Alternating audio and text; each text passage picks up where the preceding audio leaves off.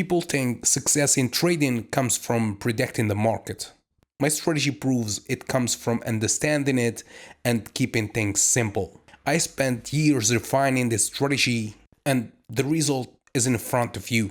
In this trade here, for example, I didn't use all the 4 indicators. I used Bollinger Bands, Parabolic SAR, and some chart patterns that I created and I follow most of the time.